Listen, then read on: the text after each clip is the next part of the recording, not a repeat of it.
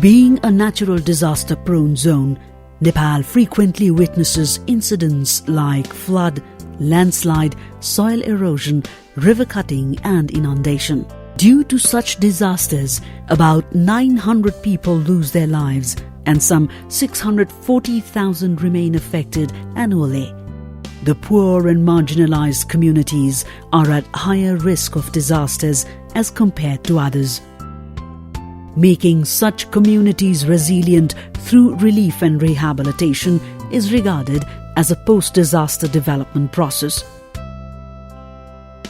The post-disaster development begins with the distribution of basic necessities including food, housing and clothing to the disaster-hit persons, households and communities. An institutional partnership among the disaster-affected person and communities is instrumental in the process.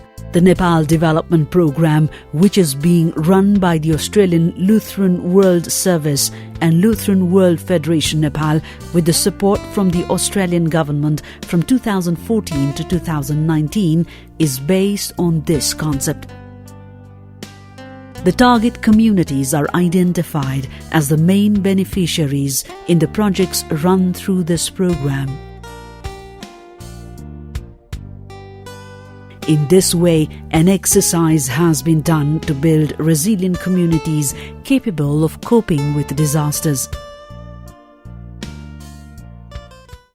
पहिरोले एउटा क्षतिग्रस्त ठाउँमा भए जस क्षति हुँदाखेरि चाहिँ मैले यस गाउँका जुन गाउँलेहरूलाई मैले यसरी बोलाएँ सर हेलो यहाँ चाहिँ एउटा फलाना जुन सालगारी भन्ने एउटा ठाउँमा एउटा जुन गोठको एउटा चाहिँ क्षति भएको पहिरोको कारणले चाहिँ त्यहाँ चाहिँ पुरपार भएको र गाईबस्तुको चाहिँ जुन किसिमको मृत्यु भएको कारणले तपाईहरु सबैजना चाहिँ यहाँ चाहिँ उपस्थित भई सहयोग गरिदिनु हुन र म छिटोभन्दा छिटो जानकारी गराउन चाहन्छु। यो बर्खामा तपाईको यस्तो यो नदीको कारणले चाहिँ वर्षेनी तपाईको 300 देखि 500 घरधुरीले चाहिँ प्रभावित हुन्छ। त्यसको लागि चाहिँ हामीले दिगो विकास र एलडब्ल्युएफ नेपालको सहयोगमा हामीले चाहिँ यहाँ तटबन्धन भयो, वृक्षारोपण भयो र यहाँ चाहिँ उनीहरूको क्षमता विकासका लागि हाम्रो विपद व्यवस्थापन समिति र खोज तथा उद्धार समिति, प्राथमिक उपचार समिति चाहिँ हामीले गठन गरेका छौं। 74 सालको बाढीले हामीलाई धेरै चाहिँ नोक्सान पुर्याएको थियो। यो नहरको छेउमा लगभग 15 घरधुरी छन्। त्यसमा बसेका सम्पूर्ण व्यक्तिहरूको घरलाई भत्काएर गाईवस्तुहरूलाई बगाएर धन सम्पत्ति नुकसान परेको थियो। त्यहाँका व्यक्तिहरूलाई हामीले के रे उद्धार गरेका थियौं। हाम्रो यो गाउँमा चाहिँ यो जस्तै यो अहिले जुन यो हाम्रो बाटो छ यो अहिले जाने आउने त्यो निकै एकदम विपत्तै थियो भनौं न। यो बाटो हाम्रो LCWS द्वारा नै बनाइएको हो। Nepal's development plans and policies ranging from local to national level have addressed this concern. Besides supporting to implement the government's plans and policies, it has helped in making sustainable livelihood through reducing disaster risks, establishing good governance at the initiative of the community, and facilitating the mobilization of persons, communities, and local organizations working in the field of justice. यसैले पनि हामीलाई हेर्दै हेर्दैन थियो यिनीहरु के गर्न सक्छन्। अपाङ्ग भएका व्यक्ति हुन्, यिनीहरुलाई त केही पनि यिनीहरु गर्न सक्दैन भन्ने उनीहरुको सोच थियो के। जब हामीले यो मैनबत्ती उद्योगलाई हामीले गरेर देखायौं, त्यसपछि अब त्यसपछि हाम्रो समाजले पनि हामीलाई सकारात्मक रूपले हेर्न थाल्यो। अहिले हामीले सगुण रूपमा भन्दाखेरि 250 जति नै हामी यहाँ काम गरिरहेका छौं। जिम्मेवारी 26 जनाको हो, तर यसमा हामी सम्पूर्ण अपाङ्ग भएका व्यक्तिलाई हामीले समेटेका छौं हामी। To make all the livelihood-related activities sustainable and result-oriented, necessary support has been extended for the development of skills and capacity of the target community through imparting orientation training. This has enabled them to gain the basic information about the related field and develop entrepreneurship.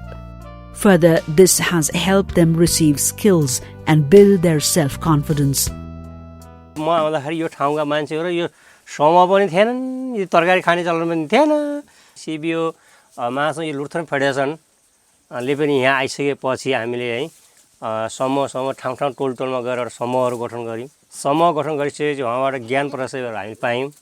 अब यसरी जानुपर्छ भन्नेमा सबलाई शिक्षा भयो र सबैले तरकारीमा लागे, कोही बाख्रामा लागे, कोही मसलामा लागे, कसैले चाहिँ अब खाद्य खुद्रामा लागेर जियोस् अगाडि बढिरहेका छन्। अहिले हाम्रो गाउँको कोही बेच्दैनन्, टाउकोमा लिएर म मात्रै बेच्छु त्यो।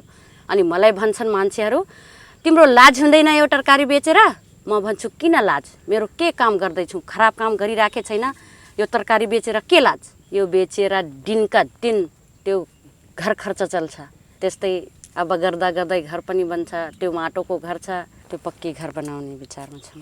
यसपालि अब कुन्टेल लगो सुरुङ्गा 8 कुन्टेल 7 कुन्टेल पहिलाभन्दा अहिले पुरा सजिलो हामीलाई भएको छ। पहिले त राम एउटा घरमा बाख्रा बस्तु मान्छे एउटै घरमा बस्थ्यौँ। अहिले त यही सागसब्जी लगाइकन अलिअलि गर्दै आम्दानी पनि बढो, यो भिटासिटा किन्यौँ, घर पनि बनाउँदैछु। त्यही तरकारी खेतीबाट अब जग्गा पनि अलिअलि जोड्यौँ। पहिला चाहिँ हामी बाहिरबाट किनेर ल्याउँथ्यौँ होइन, अहिले चाहिँ स्थानीय यही पोखरीबाट निकालेर बेच्ने पनि गर्छौँ। अनि माछा पनि ताजा खान पाएको छ। माछा बेचेर वर्षमा 30,000 घर खर्च, अनि जस्तै शिक्षामा पनि जस्तै पैसा पुगेन भने त्यो माछा बेचेको पैसाबाट जुन हामी समूह राख्छौँ नि, त्यही पैसा निकाल्ने गरेर हामी शिक्षामा पनि लगानी गरेका छौँ। By creating an opportunity of choices for the target community through identifying their livelihood diversities, they have been linked to necessary fiscal tools and market. More than 8,600 persons have become beneficiaries through this process. They belong to 408 various groups.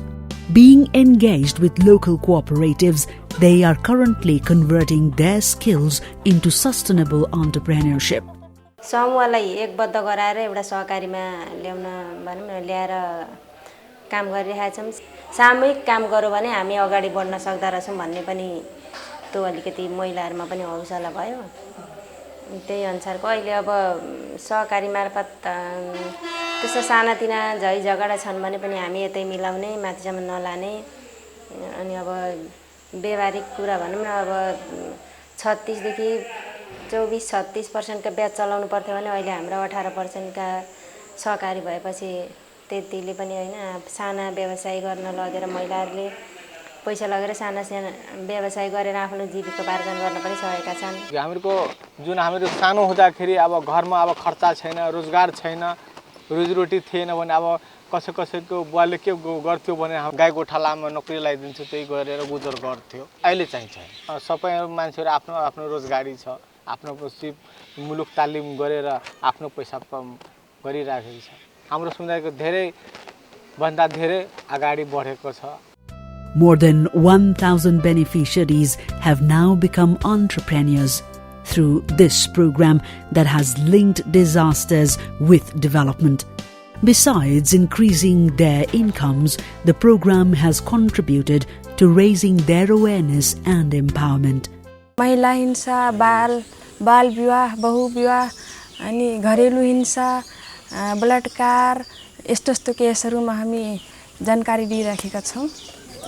गाउँ-गाउँमा गएर समूहमा कृषक समूहमा गएर जनचेतनामूलक कार्यक्रम गरिराखेका छौं हामी। पहिले भन्दा अलि कम हुँदै जाछन्। The target community's capacity to cope with potential disasters has been enhanced due to their increased awareness, which is interrelated with income, disaster, and development. Its example includes the assistance provided by the target community to those who lost their houses in the disasters, storing grains, keeping in view the potential disasters, and formulating work plan to manage rescue tools and mobilize rescue teams.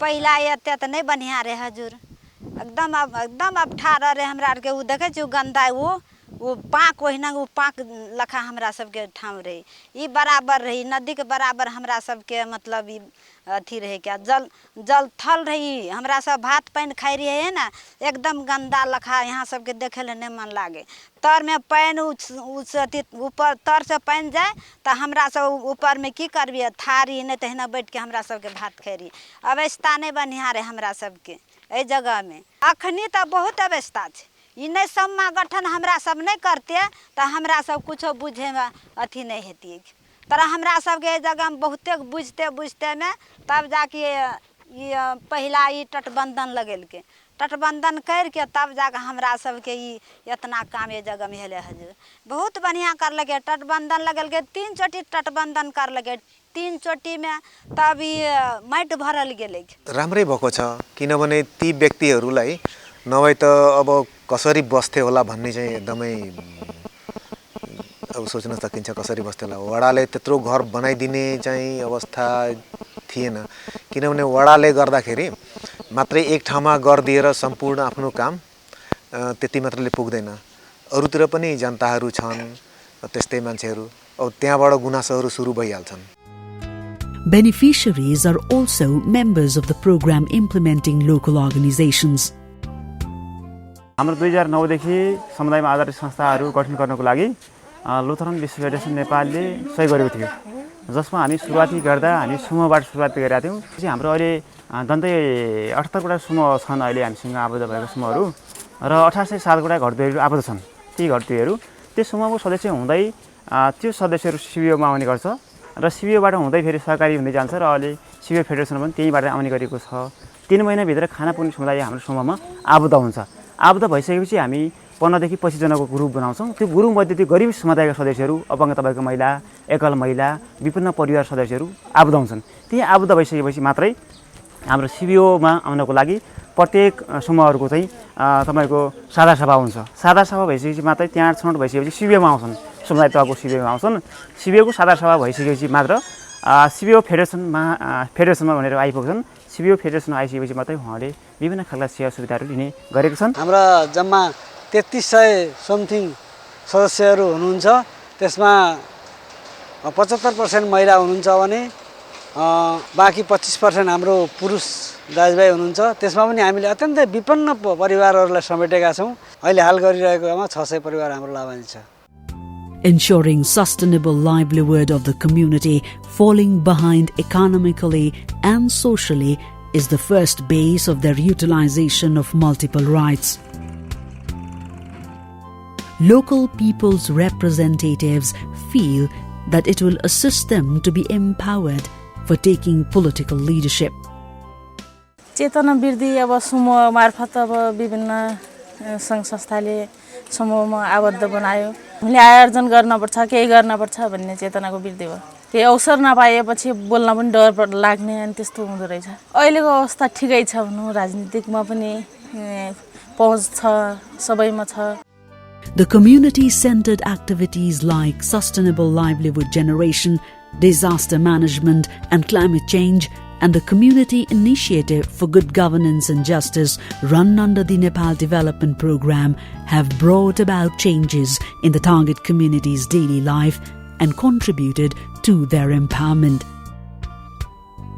As the program has established the community's leadership for building the resilient community through linking disasters with development, these achievements are expected to be retained even for the future.